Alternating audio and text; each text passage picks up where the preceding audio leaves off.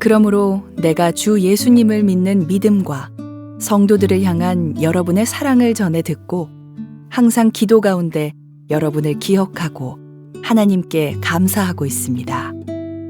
우리 주 예수 그리스도의 하나님, 영광의 아버지께서 지혜와 계시의 영을 여러분에게 주셔서 하나님을 더 잘 알게 하시며 여러분의 마음을 밝혀 우리에게 주시려고 예비해 두신 것을 깨닫도록 기도합니다. 또한 하나님의 백성에게 약속하신 복이 얼마나 풍성하고 놀라운지 깨닫도록 기도하고 있습니다. 믿는 자 안에서 역사하시는 하나님께서는 그 큰 능력으로 그리스도를 죽은 자 가운데서 살리시고 하늘에 계신 하나님 우편에 앉게 하셨습니다. 하나님께서는 그리스도를 모든 지배자, 권세자, 왕들, 이 세상과 다음 세상에 있을 그 어느 누구보다도 뛰어나게 하셨습니다. 하나님께서는 만물을 그의 발 아래 두시고 그리스도를 교회의 머리로 삼으셨습니다. 교회는 그리스도의 몸이며 모든 것을 넘치도록 채우시는 분이 계신 곳입니다. 우리 가슴에 손을 얹고 우리 믿음을 고백하고 함께 말씀을 나누겠습니다. 제가 먼저 고백하겠습니다. 하나님은 나를 사랑하십니다. 나는 그 사랑 안에 있습니다. 하나님은 오늘 나에게 말씀하실 것입니다. 그 말씀에 능력이 있습니다. 그 말씀에 생명이 있습니다. 나의 마음을 하나님께 열겠습니다. 나의 생각을 예수님께 집중하겠습니다. 들은 만큼 변합니다. 들은 만큼 행복해집니다. 우리는 지난 주일부터 에베소서 말씀을 가지고 거룩한 사귐과 아름다운 나눔이라는 큰 한 해의 주제에 대한 말씀을 가지고 묵상을 하고 있습니다. 지난 주일에는 사도 바울이 에베소 교회에 보낸 말씀의 편지 첫 부분을 보면서 예수 그리스도를 믿는 성도들에게 주신 축복, 개역개정의 표현에 의하면 하늘에 속한 신령한 복을 우리에게 주신다 그랬는데 그 신령한 복이 무엇인가에 대한 여러 가지 내용들을 쭉 나눌 수가 있었습니다. 그중에 한 세 가지만 좀 기억을 되살려보면은, 첫 번째 우리에게 주신 것은 우리는 창조 전에 택함 받았다는 것입니다. 우리가 태어나기도 전에, 우리가 어떤 행동도 하기 전에 이미 우리는 택함 받은 존재이다라는 축복이었고, 또 한 가지는 동시에 우리는 그때부터 하나님의 자녀로 택함 받았다. 우리의 존재가 이미 변했다. 하나님의 택하신 말미암아 이런 축복을 우리가 받았다.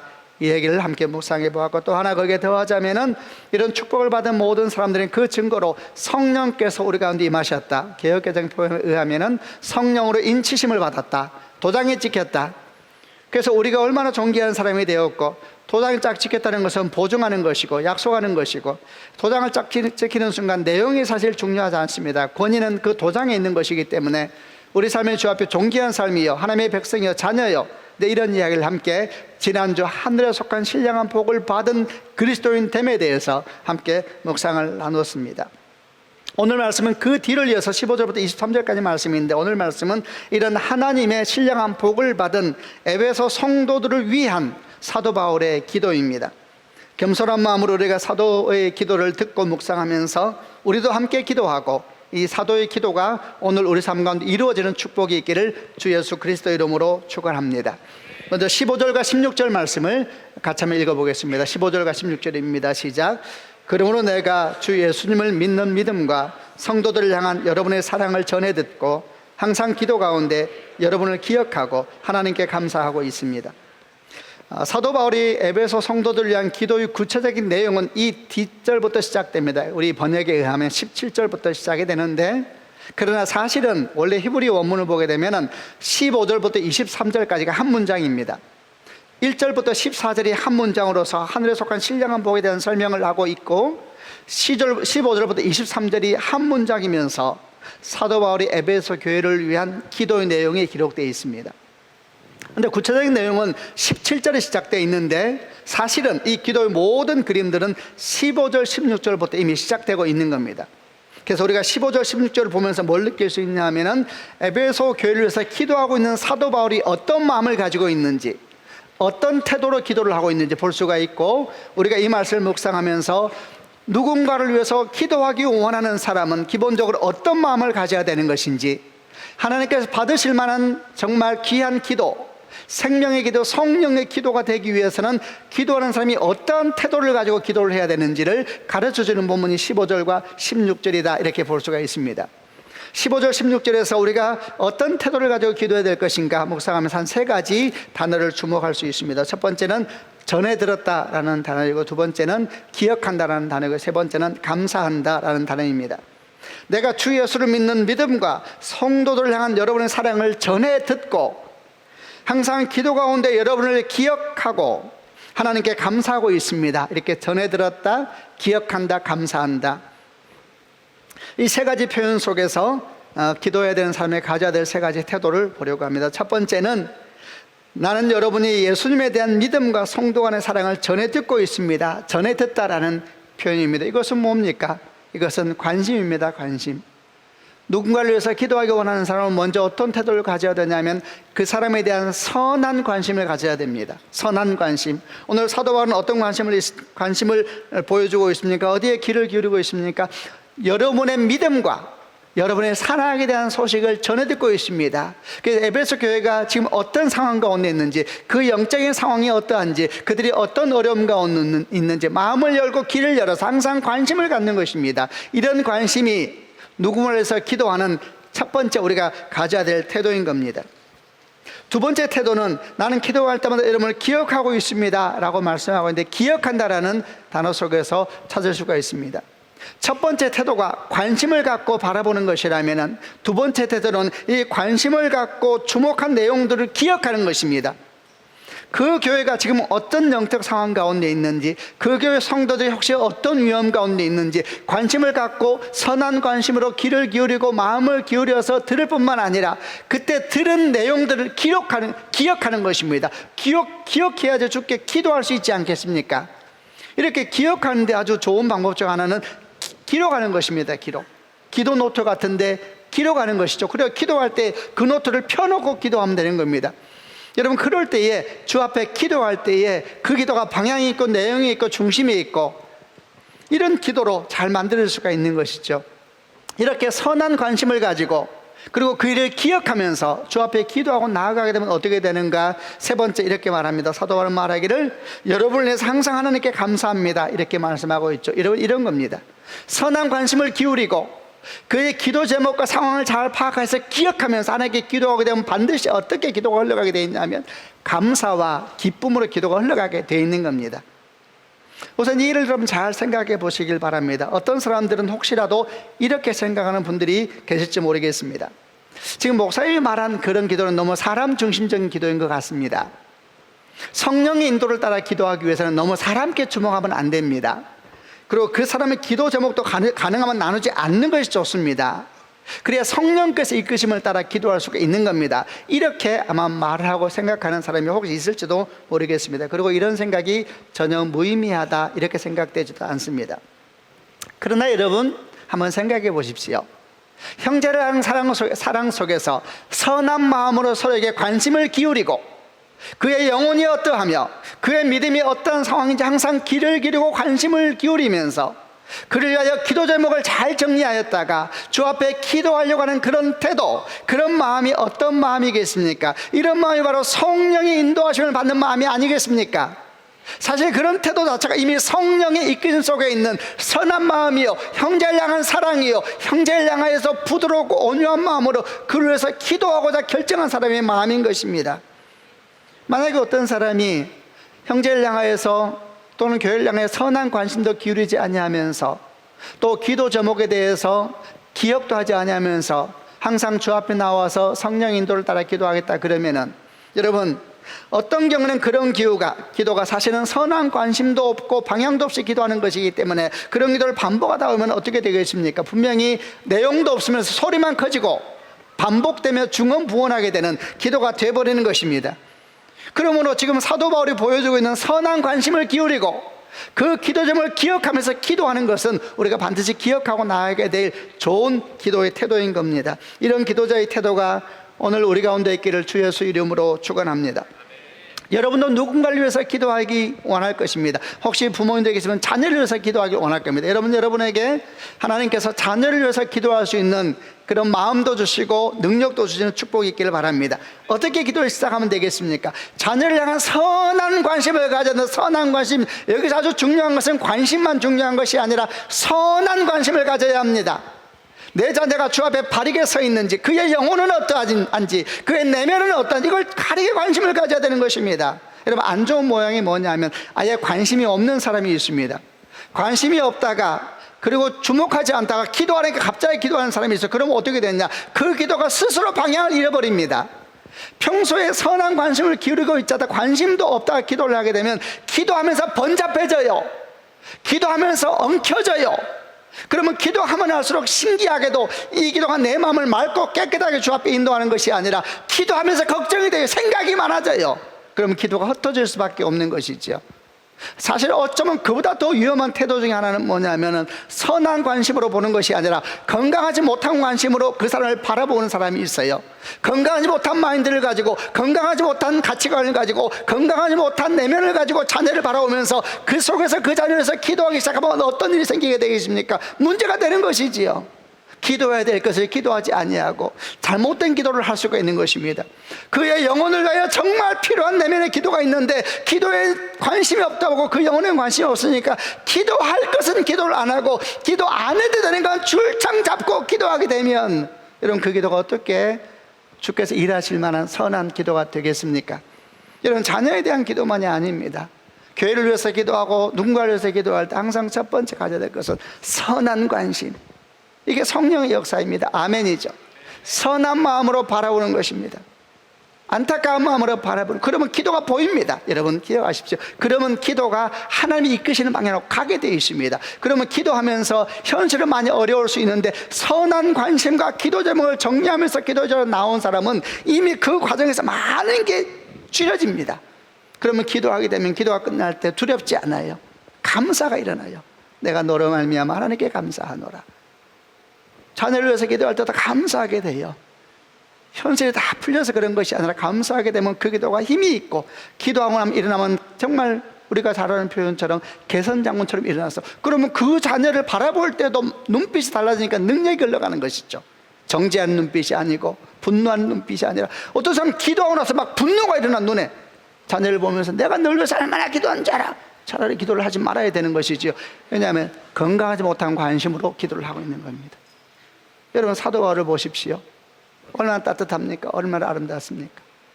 너희의 주를 향한 믿음과 형제를 향한 사랑을 내가 전해 듣고 있습니다. 내가 이것을 잘 기억하고 있습니다. 내 마음이 참으로 기쁩니다. 이게 기도죠. 이런 기도의 역사가 여러분 가운데 있어서 여러분이 기도하는 모든 자리가 기쁨의 자리가 되고 감사의 자리가 되는 축복이 있기를 다시 한번 우리 주 예수 그리스도 이름으로 축원합니다. 이제 좀 더 구체적으로 이제 그 기도의 내용으로 들어가 보겠습니다. 17절부터 19절인데 이건 개역 개정으로 좀 읽어보면서 기도의 구체적인 내용을 보려고 합니다. 제가 먼저 17절 읽겠습니다. 우리 주 예수 그리스도의 하나님, 영광의 아버지께서 지혜와 계시의 영을 너희에게 주사 하나님을 알게 하시고, 18절, 너희 마음의 눈을 밝히사 그의 부르심의 소망이 무엇이며 성도 안에서 그 기업의 영광의 풍성함이 무엇이며, 19절 같이 읽겠습니다. 그의 힘의 위력으로 역사하심을 따라 믿는 우리에게 베푸신 능력의 지극히 크심이 어떠한 것을 너희로 알게 하시기를 구하노라. 아멘. 17절부터 19절에 있는 기도의 내용은 조금 세분화시키고 네 가지로 볼 수도 있고, 조금 더 간단하게 보면 두 가지로 볼 수도 있는데, 저는 두 가지 모양을 모아서 설명해 보려고 합니다. 첫 번째 기도의 제목은 17절에 있습니다. 우리 주 예수 그리스도의 하나님, 영광의 아버지께서 지혜와 계시 영을 너희에게 주사 하나님을 알게 하시고, 이랬습니다. 첫 번째 사도 바울이 에베소 교회 성도들을 위해서 기도하는 것은 이것이었습니다. 하나님께서 주여 에베소 성도들에게 지혜와 계시 영을 주옵소서, 그래야 그들이 하나님을 알게 하여 주옵소서, 이렇게 에베소 교회 성도를 위해서 기도하고 있는 겁니다. 지혜와 계시 영을 주사 하나님을 알게 하여 주옵소서, 이렇게 얘기하고 있죠. 근데 이 기도를 보다 보면 조금 의아하게 생각될 수가 있습니다. 먼저 지혜와 계시 영은 뭡니까? 성령이십니다. 그러면 성령을 달라고 기도하고 있다는 이야기인데, 우리가 지난주에 보았던 바로 1절부터 14절까지 있었던 하늘의 신령한 복에 대한 묵상을 하면서 이들은 이미 성령으로 인치심을 받은 사람들이라 그랬습니다. 이미 성령이 함께하는 사람들인데 왜 다시 성령을 달라 기도하고 있는 것일까? 이렇게 질문해 볼 수가 있고요. 또 하나님을 알게 해달라 기도하고 있는데 이것도 마찬가지입니다. 또 역시 마찬가지로 앞절에 있었던 하늘의 신령한 복을 받은 우리 모습을 기억해 보면은 우리는 창세전부터 택함 받았고 하나님 아들로 이미 존재가 변화된 사람들이다. 그랬는데 왜 그 사람들을 위해서 기도하면서 다시 하나님을 알게 해달라고 기도하고 있는 것일까? 이미 하나님을 아는 것이 아닌가? 이미 성령의 사람인 것이 아닌가? 그렇다면 이 기도가 좀 이상한 거 아닌가? 이렇게 생각될 수가 있습니다. 그러나 전혀 그렇지 않습니다. 전혀 이상한 기도가 아닌 겁니다. 왜냐하면 성령의 인도하심을 구하는 것과 하나님을 더 깊이 알아가는 삶은 믿는 자들의 평생 해야 될 기도의 제목이기 때문입니다. 아멘.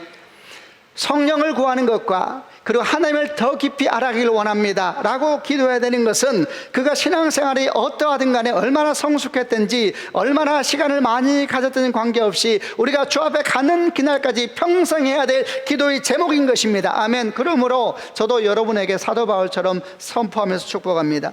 하나님께서 우리 모두에게, 여러분 모두에게 지혜와 계시의 영을 주셔서 하나님을 더 깊이 알아가는 축복이 있기를 주 예수 그리스도 이름으로 축원합니다.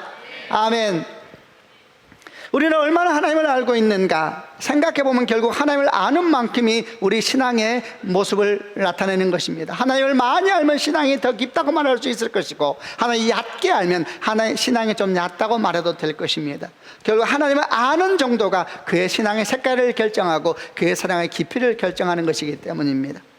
여러분, 하나님을 얼마나 알고 있습니까? 호세아 4장 6절 말씀에 내 백성이 지식이 없어는 망하는도다. 호세아 6장 3절 말씀에 그러므로 여호와를 알자, 힘써 여호와를 알자. 그의 나타나시면 새벽빛같이 일정하니 비와 같이 땅을 적시는 늦은 비와 같이 우리에게 임하시리라.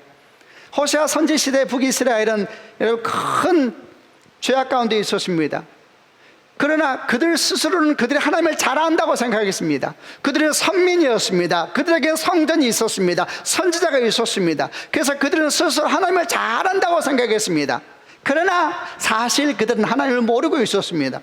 하나님께서 그들 스스로는 하나님을 잘 안다 그러는데 하나님께서는 그들에 대해서 말씀하십니다. 내 백성이 지식이 없으므로 망하는구나. 이 지식이 뭡니까? 6장 3절에 의하면은 하나님을 알지 못하는 지식입니다. 여호와를 알자, 힘써 여호와를 알자. 하나님을 알지 못하면 망하는 것입니다. 그러니까 호세아 선지를 통하여서 외치고 있는 것입니다. 하나님을 알아야 된다고, 그분의 선함을 알고 그분을 알아가야 된다고. 그렇지 않으면 우리는 다 속을 수가 있는 겁니다. 하나님을 안다는 것은 무엇일까? 조금 더 묵상을 해보겠습니다. 하나님을 아는 것을 조금은 체계화시켜서 단계별로 설명한다면 여러 가지 설명할 수 있겠습니다만은 저는 한 3가지 정도를 가지고 하나님을 알아가는 단계를 좀 설명해 보려고 합니다. 첫 번째, 하나님을 아는 단계는 듣고 배움으로써 하나님을 알아가는 단계입니다. 두 번째, 하나님을 알아간다는 것은 인격적인 만남을 통해서 하나님을 알아가는 것입니다. 세 번째, 하나님을 알아가는 단계는 하나님과 동행하는 과정을 통하여서 하나님을 알아가는 과정입니다. 이 부분을 우리가 얼마 전까지 묵상하였던 민수기 말씀에서 나오는 모세를 중심으로 해서 묵상을 해보려고 합니다. 모세는 어떻게 하나님을 알아갔습니까? 먼저 그가 처음 하나님을 안 것은 그의 어머니 요게벳을 통하여서 여호와 하나님에 대해서 듣고 배운 것이 그가 처음 하나님을 아는 과정이었습니다. 이것은 말 그대로 듣고 배우는 지적인 이해를 통해서 하나님을 알아가는 과정이죠. 여러분, 이 과정이 믿음이 시작되는 과정입니다. 히브리서 11장 말씀을 하면 이때도 구원은 있습니다. 이때 모세를 하나님은 하나님의 사랑을 표현하고 있습니다. 그러나 이때 지적으로 하나님을 아는 것으로 말미암아 하나님의 사람이 되었다 하더라도, 구원의 역사가 일어났다 하더라도 아직 이 단계는 어떤 단계이냐면 하나님을 알되 지식을 통해서 아는 단계이기 때문에 그의 삶이 하나님의 어떠하심으로 덮이지 않은 상태입니다. 아직 이때는 자기의 생각과 자기의 기질과 자기의 경험으로 신앙생활을 하는 단계입니다. 그래서 모세는 어떻게 했습니까? 하나님을 아는 사람이었죠. 그러나 그의 행동은 어떻게 했습니까? 자기 민족 히브리인을 괴롭힌 애굽 사람을 죽임으로 그의 신앙을 나타내고 있습니다. 이것은 하나님의 뜻이 아니었죠. 이 단계를 영적으로 말하면 아직 어린아이와 같은 단계입니다. 모두는 이 단계를 지나가야 되죠. 다 이 단계를 시작하지만 이 단계를 지나가야 되는 겁니다. 두 번째, 하나님을 아는 단계는 모세는 어떻게 나타났습니까? 불타는 떨기나무 가운데 시내산에서 하나님의 인격적으로 만남을 통해서 하나님을 알게 되었습니다.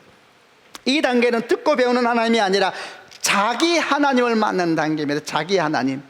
여러분, 자기 하나님을 만나야 합니다. 성경 가운데 아브라함의 하나님, 이삭의 하나님, 야곱의 하나님, 모세의 하나님, 많은 사람의 이야기가 성경에 기록되어 있습니다. 그러나 여러분, 성경에서 아브라함의 하나님을 기록하고 있는 것은 아브라함의 하나님을 얘기하기 위해서 기록하고 있는 것이 아닙니다. 만약 우리가 신앙생활을 하면서 아브라함의 하나님, 이삭과 야곱의 하나님만 출장 말하고 있다면 그 사람은 아직 복음을 듣지 못한 사람입니다. 성경의 메시지인 복음은 뭐냐 하면 아브라함의 하나님이 위대하다, 이게 복음이 아니라 그 하나님이 바로 당신의 하나님이요 나의 하나님이기 때문에 그 하나님을 만나야 된다는 것이 복음인 것입니다. 아멘이죠. 자기 하나님을 만나야 합니다. 자기 하나님. 그게 불타는 떨기나무 가운데서 모세가 인격적으로 만난 하나님 경험이요 하나님 알이었습니다. 이때의 알은 이전과는 차원이 다른 것입니다. 이때 모세는 하나님의 눈물을 처음 봅니다. 하나님의 아픔을 보고 하나님의 분노를 보고 그리고 하나님의 꿈도 보지요. 이 단계를 지나게 되면 사람은 신앙이 어떻게 성장하는가? 인생의 방향이 바뀌게 되어 있습니다. 돈 버는 목적이 변하고 결혼하는 목적이 변하고 살아가는 목적이 변하는 겁니다. 그래서 모세는 시내산 불타는 떨기나무 이후로 인생이 변해버립니다. 양을 치기 위해서 들고 다녔던 지팡이가 갑자기 하나님의 지팡이로 바뀌면서 더 이상 양을 치기 위한 지팡이가 아니라 사람을 살리기 위한, 그의 지팡이는 그의 존재 정체성을 말하는 거거든요. 그의 존재와 정체성이 바꿔버리게 됩니다. 이 단계를 지나게 되면 이 인격적으로 만난 사람은 하나님의 사명자로 자기 자리를 다시 자리매김하게 됩니다. 모두는 이런 단계를 지나야 되는 것입니다. 자기 하나님, 배운 하나님이 아니라 경험한 하나님. 여러분, 그러나 이 단계도 하나님을 알아가는 단계에 있어서 마무리는 아닙니다. 그 다음 세 번째 모세는 또 어떻게 하나님을 알아갔습니까? 세 번째 모세는 40년 광야의 여정을 함께 걸어가면서 동행하면서 만나는 하나님, 그야말로 너희는 하나님의 선하심을 맛보아 알지어다 그랬습니다. 먹고 마시고 동행하면서 만나는 하나님 경험의 시간, 하나님 알매의 시간, 40년이라는 광야 여정을 통해서 모세의 삶 가운데 주어졌던 하나님 알매 여정이었습니다. 첫 번째 단계가 지식을 통해서 아는 것이요, 두 번째 단계가 만남을 통해서 아는 것이라면 세 번째 이 하나님을 아는 단계는 순종과 헌신을 통해서 알아가는 과정입니다. 이 과정은 사실 매우 어렵고 또 많이 힘든 과정이기도 합니다. 이때 모세는 얼마나 많은 어려움과 아픔이 있었는지 모릅니다. 노예 근성으로 가득 찬 이스라엘 백성들을 약속의 땅으로 데려가기 위해서 그는 날마다 전쟁 같은 나날을 보내고 있었습니다. 울지 않는 날이 없었을 것이고 절망이 없는 날이 없었을 것입니다. 그러나 그 과정을 통하여서 그는 하나님을 알아가기 시작하고 하나님의 아는 놀라운 신비 가운데 한 걸음 한 걸음 그런 사실을 들어가고 있었던 겁니다. 이 단계의 모세의 모습을 잘 설명해 주는 성경의 모습을 두 가지를 묵상해 보려고 합니다. 첫 번째는 출애굽 33장에 있는 회막 가운데 있는 모세의 모습이고, 두 번째는 출애굽 34장에 있는 두 번째 십계명 돌판을 가지고 시내산에 내려올 때의 모세의 모습을 생각해 보려고 합니다. 출애굽 33장에서 모세는 인생에 힘들고 지칠 때마다, 이스라엘 백성들과 힘들고 지칠 때마다 어디로 왔느냐, 회막에서 백성들이 지내 좀 떨어진 곳에 있는 사실 신약적으로는 영문 밖에 있는 십자가를 말하는 것입니다. 좀 떨어진 곳에 있는 하나님의 진으로 나아갔습니다. 하나님이 지나가서 무릎을 꿇을 때 성경은 말하기를 그가 하나님이 지나가서 무릎을 꿇을 때 하나님의 구름 기둥이 내려서 입구를 막았다 그랬습니다.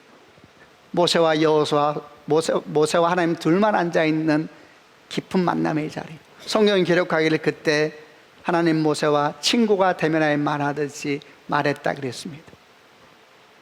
하나님께서 구름 기둥의 입구를 막은 이유는 하나님과의 둘만 만나는 사이. 여러분, 이 40년 광자의 하나님을 알아가는 자의 삶에는 반드시 이런 회막이 있어야 됩니다. 그리고 그곳에 나아가서 토하고 그곳에 나아가서 울고, 그리고 그곳에 나와서 다시 우리 삶의 자리로 돌아올 때는 그야말로 개선장군처럼 돌아오게 되는 것입니다. 상처 속에서 나아가지만 치유하고 돌아오고, 눈물 속에 나아가지만 하늘의 영광과 기쁨을 가지고 돌아올 때, 여러분, 이것이 40년 동행하는 믿음 속에 있는 하나님을 알아가는 여정입니다. 여러분, 궁금하지 않습니까? 그 회막에서 모세와 하나님은 무슨 대화를 했을까? 이런 비밀을 가진 사람은 지치지 않고 계속 걸어갈 수가 있습니다. 아멘이죠. 두 번째 그림은 34장에 있는 두 번째 십계명 돌판을 가지고 시내산에서 내려오는 모세의 모습에서 볼 수 있습니다. 두 번째 십계명 돌판을 가지고 내려올 때 성경이 기록하기를 그 얼굴에 광채가 났다고 그랬습니다. 이 광채는 뭡니까? 시내산에 40일 동안 머무는 동안에 하나님의 영광이 그에게 스며든 것입니다. 스며든 겁니다. 여러분, 다 스며듭니다. 그 영광이 그에게 스며든 것입니다. 여러분, 그 꼭대기에는 또 역시 모세와 하나님만 있었습니다. 그 영광은 그에게 스며든 것입니다. 그리고 내려오니까 이스라엘 백성은 그 얼굴을 쳐다볼 수가 없어요. 여러분, 그 삶은 공고합니다. 신의 산은 거친 것입니다. 쉴 것도 없습니다. 배고프고 목마른 것입니다. 영광이 그에게 스며드니까 그 얼굴이 해처럼 빛나는 것입니다. 아멘이죠. 여러분, 그것이 40년 동안 동행하면서 만난 하나님의 알아감의 삶이 가지고 있는 비밀인 겁니다. 그 삶이 부유하게 느껴져요. 그 삶이 모든 게 잘 되는 게 아니에요. 그런데 그의 삶은 해처럼 빛나고 그에게는 하나님과의 비밀이 자리가 있고, 여러분, 그러면 그 삶은 승리할 수밖에 없는 것입니다. 아멘이죠. 제가 지난주에 어떤 부부를 만났는데 오랜만에 만나니까 얼굴이 좋아서 얼굴 좋으시네요. 제가 얼굴 좋다 그랬더니, 좋다는 그 말은 살이 붙었네 그 말이 아니에요. 살 붙어서 그냥 웃고 말아요. 얼굴이 좋으네요. 얼굴이 좋은 거예요. 예, 들어보니까 고생이 너무 많았더라고요. 하나님께서 그 삶을 깊이 만드시고 아주 그냥 영적 수술도 고통스러운 과정이거든요. 원래. 근데 원래 그런 시간을 지나면 얼굴이 밝아집니다. 왜? 하나님의 영광이 그에게 있거든요. 해마 그에게 있거든요. 여러분, 이 하나님을 알아가는 여정이 인생 여정입니다. 우리는 생각하기에 모세가 약속의 땅에 못 들어갔다 해서 아쉬워하는데, 여러분, 전혀 아쉬워할 것이 없습니다. 모세는 다 알았습니다. 그 약속의 땅은 예표라는 것을. 이미 그 안에 하나님의 알미 가득 차 있습니다. 그리고 이미 천국에 있는 것입니다. 아멘이죠. 성도 여러분, 우리는 하나님을 얼마나 알고 있습니까?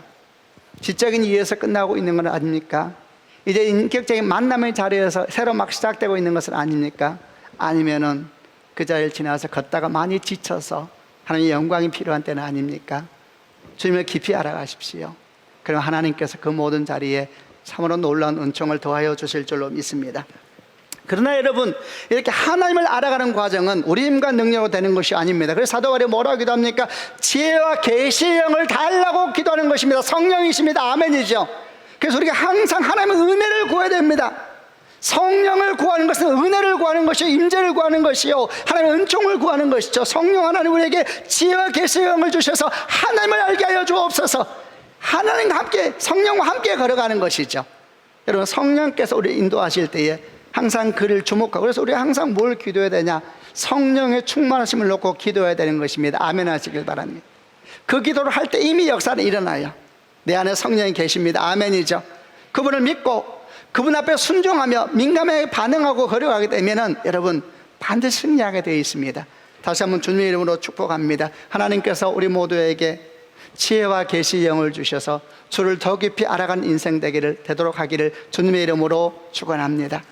더 주님을 알아가십시오. 더 알아가시고 더 알아가시고, 그러면 주님께서 우리 인생을 아주 넓히시고 아름답고 복되며 죄의 영광으로 가득 찬 삶이 되게 하실 줄로 믿습니다. 두 번째 기도는 이렇게 말하고 있습니다. 너희 마음의 눈을 밝히사 그의 부르심의 소망이 무엇이며 성도 안에서 그 기업의 영광의 풍성함이 무엇이며 그의 힘의 위력으로 역사하심을 따라 우리에게 베푸신 능력의 지극히 크심이 어떠한 것을 너희로 알게 하시길 원하노라. 이랬습니다. 마음 눈을 밝히셔서 세 가지, 부르심의 소망이 무엇인지, 우리가 받은 기업의 영광의 풍성함이 무엇인지, 우리에게 주신 능력이 얼마나 큰지를 그들이 알게 하여 주옵소서, 이렇게 말을 합니다. 여러분, 이런 것이지요. 마음 눈을 밝히셔서 그랬는데, 우리가 마음 눈이 밝으면 어떤 일이 생기게 될까요? 세 가지 은총이 나타나는 겁니다. 마음 눈이 밝아지면 첫 번째, 부르심의 소망이 얼마나 아름다운지 알게 됩니다. 우리를 주께서 부르셨잖아요. 우리 마음 눈이 밝아지면 이 부르심이 너무너무 감사한 거예요. 반대로 그러면 마음 눈이 흐려지면 어떻게 할까요? 부르심을 받았는데, 불렀으니까 하긴 하는데 노예처럼 일하는 것입니다. 사역을 하면서도 기쁨이 없고, 헌신하면서 기쁨이 없고, 복을 준다니까 하긴 하는데 내면에서 나오는 기쁨이 없는 거예요. 왜? 마음 눈이 어두운 거예요. 두 번째 또 이렇게 말했습니다. 마음 눈이 밝아지면 기업의 영광의 풍성함을 안다고 그래서, 기업이 뭡니까? 기업은 유산, 유업을 말하는 것입니다. 이 땅에서도 기업이 있고 하늘에서도 기업이 있는 것입니다. 이 기업은 하나님이 우리에게 주는 은총의 참된 부유함을 말하는 겁니다. 그래서 마음 눈이 밝아지면 참된 부유함을 알아요. 사람이 참된 부유함을 알아요. 그래서 이 안에 참된 부유함이 가득 차 있는 것입니다. 하나님을 항상 묵상하고 하늘의 영광을 묵상해서 그 참된 부유함이 마음을 가득 채우고 있으니까 여러분, 사람이 영적인 열등감에 빠지지 않고 영적인 우울증에 빠지지 않고 영적인 침체에 빠지지 않는 거예요. 이 안에 참된 부유함이 있어야 하는데, 그래서 이 부유함이 어떻게 오는가? 마음 눈이 밝으면 온다 그랬습니다. 그러니까 사도 바울이 말하는 거는 마음 눈을 밝히사 기업의 영광의 풍성함을 알게 하여 주옵소서. 하늘의 영광이 얼마나 큰지 그 영광이 내 안에 현실이 되어버리는 그런 은총을 달라고 기도하고 있는 것입니다. 그러나 이런 마음 눈이 밝지 않으면 어떻게 된가? 하늘의 영광을 못 보니까 영광의 아름다움을 몰라요. 어떤 생각까지 하느냐? 하나님의 영광을, 땅의 영광을 가지고 자꾸 생각해요. 그리고 천국을 우리의 욕망을 만족시키는 것으로 생각하고, 완전히 생코미디입니다. 천국은 우리 욕망이 완성되는 것이 아닙니다. 그러니까 비교가 안 돼요. 정말 말할 수 없는 은총이 하나님 나라에 우리 가운데 이미 주어진 것입니다. 아멘이죠. 우리 삶에도 마찬가지입니다. 우리 삶에도 은혜가 올 때 그 은혜의 기쁨과 감사함을 아는 것이 어떻게 가능할까? 마음 눈이 밝아야 된다 그랬습니다. 세 번째, 또 마음 눈이 밝으면 우리를 베풀어주는 능력의 크기를 안다. 그게 십자가입니다. 쭉 뒤에 19절, 20절, 21절, 23절가 다 십자가 얘기 나와요. 이게 뭐냐? 마음 눈이 밝아지면 십자가를 알겠나. 십자가. 우리 평생 기도 제목 중 하나가 뭡니까? 여러분, 십자가를 알게 해주십시오. 십자가는 비밀이거든요. 십자가를 알게 해주십시오. 그 피의 깊이와 넓이를 알게 해주시고, 그 외에 있는 기도가 무엇인지 알게. 이게 평생 우리 기도 안에 우리 마음 눈이 밝아지면 그 능력을 점점 알게 된다는 거예요. 십자가는 죽음의 자리가 아니고 진짜 생명의 자리이거든요. 거기에 매달리시는 예수 그리스도는 영광의 아버지시거든요. 이걸 우리가 느끼게 되고 알게 되니까 그럼 어떻게 되겠습니까? 십자가를 치는 삶이 감사한 삶이 되는 것이죠. 그럼 반대로 말하면 어떻게 되겠습니까? 하나님 믿으면서도 십자가를 지라 그랬어요. 주님께서 자기 십자가를 지지 않으면 나와 관계가 없다 그랬거든요. 지긴 지는데 기쁘지 않고 수고하고 애쓰면서 본전 생각나고. 왜 이런 일이 생기는가? 오늘 말씀과 연결시켜서 묵상해 보면 마음 눈이 흐려지면 그런 일이 생기게 되는 겁니다. 그래서 사도 바울이 기도하는 것입니다. 주여, 성도들이 마음 눈이 밝아져서 마음 눈이 깨끗해지고 밝아지고 말미암아 부르심이 소망이 무엇인지 알게 하여 주시고, 기업의 풍성함이 얼마나 아름다운지 알게 하여 주시고, 우리에게 베풀어 주신 능력이 얼마나 위대한지를 알게 하여 주옵소서. 여러분, 저도 여러분에게 축복합니다. 하나님께서 여러분의 마음 눈을 밝히시사 부르심의 소망을 알게 하여 주시고, 기업의 풍성함을 알게 하여 주시고, 권능의 위대함을 알게 하시는 축복이 있기를 주 예수 이름으로 축원합니다. 여러분, 이걸 모르면 어떻게 되냐? 믿으면서도 능력 없는 삶을 사는 겁니다. 기쁘지 않아요. 헌신하면서 수고하면서 기쁘지 않아요. 여러분, 그런 신앙은 어쩔 수 없이 피상적인 믿음이 될 수밖에 없고, 머리에 있는 믿음이 될 수밖에 없고, 입에만 살아있는 믿음. 이 믿음이 어찌 우리를 구원의 자리에 인도하겠습니까? 여러분, 그 믿음을 속히 넘어서 정말 깊이 나아가는 믿음의 성장의 주 이름으로 축원합니다. 이제 그럼 우리는 여기서 다시 한 가지로 모아볼 수 있습니다. 그럼 모든 키는 결국 마음의 눈이 밝아야 된다는 것인데, 이게 뭐냐? 얘기를 해보겠습니다. 이 마음의 눈이 뭡니까? 이 마음의 눈은 대비되는 것이 육체의 눈입니다. 육체의 눈은 뭔가 보이는 대로 보는 것이 육체의 눈입니다. 보이는 대로 보고 들린 대로 듣는 것이 육체의 눈과 육체의 길을 가진 사람이죠. 그렇다면 마음의 눈은 다른 것이죠. 우선 이 마음이 뭔가? 마음은 거듭난 사람의 마음입니다. 거듭난 자의 마음. 여기에 성령이 계시는 것입니다. 이 거듭난 마음으로 듣고 거듭난 마음으로 보고, 여러분, 그것이 마음의 눈으로 보는 것이고 마음의 귀로 듣는 것입니다. 그러면 어떻게 되는가? 거듭난 마음으로 듣고 거듭난 마음으로 보게 되면 보이지 않는 것이 보이고 들리지 않는 것이 들리게 되는 것을 믿으시는 축복이 있기를 바랍니다. 이걸 조금 더 구체적으로 하기 위해서 한 가지 예를 들어 보겠습니다. 역시 민수기에 있는 말씀인데, 이런 마음의 눈과 육체의 눈에 대해서 잘 대조적으로 잘 설명하고 있는 본문이 민수기 13장과 14장에는 12정탐꾼 얘기가 될 것 같습니다. 12명의 정탐꾼이 뽑혀졌습니다. 그들은 40일 동안 같은 땅을 밟았고 같은 사람을 보았고 같은 열매를 짊어지고 왔고 같은 땅을 밟았습니다. 같은 음식도 먹었습니다. 그리고 40일 동안 보고 왔을 때 그들은 전혀 다른 이야기를 합니다. 똑같은 걸 보았는데 전혀 다른 얘기를 합니다. 얼마나 다른가 한번 들어보시겠습니까? 민수기 13장 31절 이하에 10명의 정탐꾼 이렇게 말했습니다. 그 땅은 우리를 삼키고 말 겁니다. 그 땅의 백성은 우리보다 강합니다. 우리는 그들을 이길 수 없습니다. 우리는 그곳에 네피림 백성도 보았는데 그들은 거인이었습니다. 우리는 스스로 보기에도 메뚜기였고 그들이 보아도 우리는 메뚜기로 보였을 겁니다.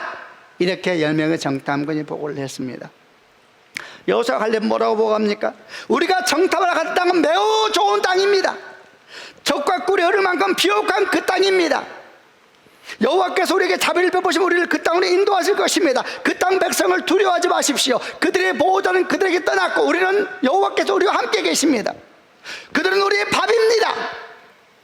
여러분, 누가 거짓말하고 있습니까? 아무도 거짓말하고 있지 않습니다. 둘 다 사실을 말하고 있는 겁니다. 둘 다 사실을 말하고 있습니다. 왜 이렇게 다른가? 눈이 다르거든요. 눈이 다르거든요. 10명의 정탐꾼은 육의 눈으로 보았고 2명의 정탐꾼은 마음의 눈으로 본 것입니다. 10명의 정탐꾼은 보이는 대로 보고 느껴지는 대로 판단하는 사람들, 이들은 누군가? 자기의 눈이 하나님이요 자기의 느낌이 하나님인 것입니다. 여호수아 갈렙은 누군가? 보이는 대로 보는 사람이 아니었습니다. 이들에게는 하나님의 약속이 있었습니다. 아멘. 근데 하나님 향한 믿음이 있었습니다. 그 믿음과 약속으로 보고, 그 믿음과 약속으로 밟고, 그 믿음과 약속으로 생각하고, 그 믿음과 약속으로 밥을 먹고, 그 믿음과 약속으로 호흡했습니다. 눈이 다른 겁니다, 여러분.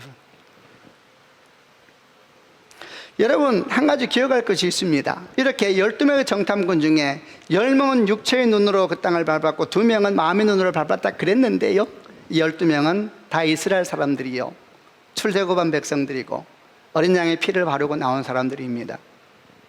그리고 12지파의 대표입니다. 그렇게 본다면 여러분, 출애굽하였다 그래서 예수 그리스도의 피를 믿는다 그래서 다 마음의 눈이 깨끗하고 밝아지는 것 아닌 겁니다. 비율로 하면 12분의 2. 조금 놀라셔야 돼, 이 부분은. 자, 여러분은 12분의 10입니까? 12분의 2입니까? 잠깐만 생각해 보시길 바랍니다. 이런 질문할 때 불편해야 됩니다. 어휴, 나 2지. 불편해야 됩니다. 여러분은 12분의 10입니까? 12분의 2입니까? 사도 바울은 기도하고 있습니다. 주여, 주의 백성들, 사랑하는 에베소 성도들이 마음 눈이 밝아서 마음 눈으로 포기하여 주옵소서. 왜 이렇게 기도할까요? 사도 바울도 알고 있거든요. 비율로 보면 상당히 작습니다, 여러분. 우리도 주 앞에 열심히 기도해야 됩니다. 주여, 우리가 마음 눈이 밝은 하나님의 사람이 되게 하여 주옵소서. 그렇다면 어떻게 해야 마음 눈이 밝아질 수 있겠습니까? 우리는 여호수아와 갈렙을 통하여서 배워야 합니다. 여호수아와 갈렙은 어떻게 10명의 정탐꾼과 달랐습니까? 여호수아와 갈렙은 약속을 믿었습니다. 선하심을 믿었습니다. 아주 단순합니다. 그들은 믿었을 뿐만 아니라 그 믿음으로 살았습니다. 10명의 정탐꾼은 어떻게 했습니까? 그들은 어쩌면 선하심을 안 믿었고 약속을 안 믿었을지 모릅니다. 그러나 저는 생각하기를 그들도 약속을 들었고 선하심도 들었을 겁니다. 그들은 듣기만 했습니다. 그들은 지파의 대표입니다, 여러분. 그러나 그 약속을 따라 생각하지 않고 그 약속을 따라 숨쉬지 않았습니다. 그 약속을 따라 밥 먹지 않았습니다. 그 약속을 붙잡고 잡아앉았습니다. 아주 단순하지만 10명의 정탐꾼은 딱 그 반대였던 것입니다. 어떻게 하면 마음의 눈이 밝아질 수 있을 것인가? 여호수아와 갈렙에게서 배우면 되는 것입니다. 아멘이죠. 우리 하나님의 선하심을 믿어야 합니다. 아멘 하시길 바랍니다. 그 우리 말씀을 믿음으로 받아야 됩니다. 아멘 하시길 바랍니다. 제가 한 번 더 할 테니까 크게 아멘 해보세요. 그분의 선하심을 믿으시길 바랍니다.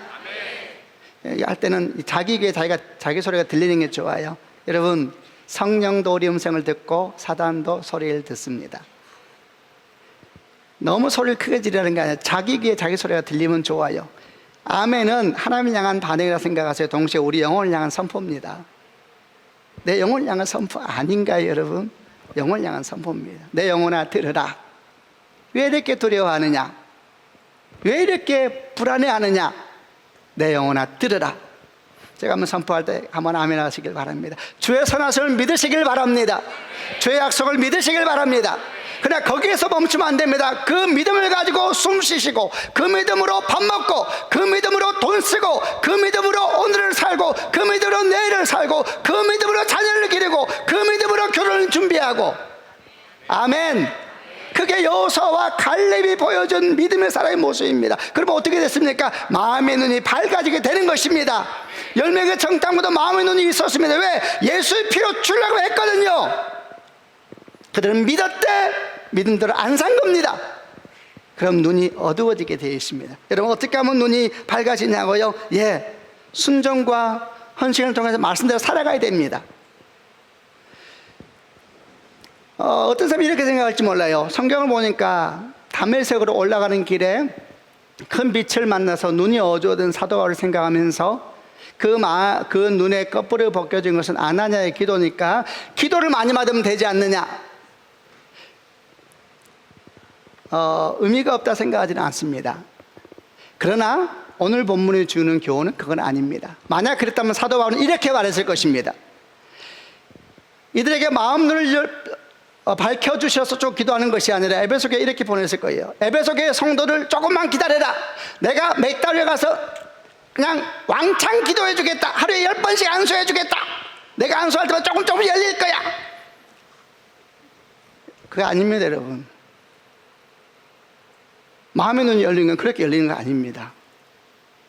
마음의 눈이 열리는 건 마치 뭐와 비슷할까 생각해 보니까 뼈가 부러졌을 때요, 팔과 다리가 부러지면 기부술을 합니다. 그러면 붙어요. 하나님이 주신 능력이죠. 그러나 기부술을 풀고 그냥 놔두면은 여러분 고통만 없지 손 못 씁니다. 어떻게 됩니까? 움직여야 됩니다. 재활치료. 움직이는 것은 굉장히 힘든 것이 아시죠? 그래서 의사의 도움을 왜 받느냐? 내 몸인데 내가 못 움직여. 그래서 도움을 받는 것이죠. 여러분, 영적인 원리 똑같습니다. 우리에게 예수로 말미암아 마음의 눈이 주어졌습니다. 이게 믿음이 들어온 겁니다. 아멘이죠. 그러나 이 믿음의 눈이 제대로 활동하기 위해서는 믿음을 따라 눈을 잡고 써야 돼요. 그 눈으로 봐야 되고, 그 눈으로 생각해야 되고, 그 눈으로 호흡해야 되고, 그 눈으로 밥을 먹고, 그 눈으로 돈을 계획하고, 그 눈으로 인생을 믿음의 눈을 잡고 써야 돼요. 그러면 눈이 밝아지게 되어 있습니다. 아멘 하시길 바랍니다. 그럼 안 쓰면 어떻게 되느냐? 눈이 붙어버려요. 그러면 나중에 그 눈 뚫려면 돼요. 칼 대야 돼요, 칼. 그러면 고생하는 겁니다. 하나님께서 칼 대면 고생하는 거예요. 오유, 주일에 협박까지 하네. 협박이 아니고 협박이 아닙니다, 여러분. 은사도 안 쓰면 사라집니다. 주께 주실 때 기쁨을 해야지 그게 확 열려요. 마음의 눈으로 바라보십시오. 마음의 눈으로 말하십시오. 믿고 붙잡고 말라고 그러면 눈이 점점 밝아집니다. 그럼 뭐가 보이냐? 부르심의 소망이 보이고 기업이 얼마나 풍성한지 보이고, 그러면 그 사람은 더 그렇게 살게 됩니다. 보이니까 은총이 너무나 큰 거예요. 더 그렇게 살다 그렇게. 성도 여러분, 사도 바울의 기도가 오늘 여러분에게 이루어지는 축복이 있기를 바랍니다. 제가 이제 말씀 마무리하면 선포할 때에, 말씀을 마무리하면 선포할 때 아멘으로 쫙 받으시길 바랍니다. 첫 번째, 여러분 누군가를 위해서 기도할 수 있는 선한 관심을 가지고 기억하며 그렇게 나아가는 기도의 역사가 여러분 가운데 있기를 주님의 이름으로 축원합니다. 선한 관심을 가지십시오. 그게 시작입니다. 아멘. 두 번째, 여러분 축복합니다. 하나님께서 지혜와 계시의 영을 여러분에게 주셔서 하나님을 더 깊이 알아가는 한 해가 되고 성도가 되기를 주님의 이름으로 축원합니다. 아멘. 어디까지 이르렀든지 더 나아가십시오. 더 주를 알아가십시오. 험하게 들어가고 영광을 보십시오. 이 일은 신비한 일이 아닙니다. 세 번째, 여러분 축복합니다. 하나님께서 여러분 마음 눈을 밝히사 부르심의 소망이 얼마나 놀라운지, 그 기업이 얼마나 풍성한지, 주신 능력이 얼마나 위대한지를 깨달아 아무로 말미암아 승리하고 주께 영광을 돌려드리는 성도가 되기를 주 예수 이름으로 축원합니다. 아멘. 그런 축복이 있을지어다. 아멘. 같이 기도하십시다.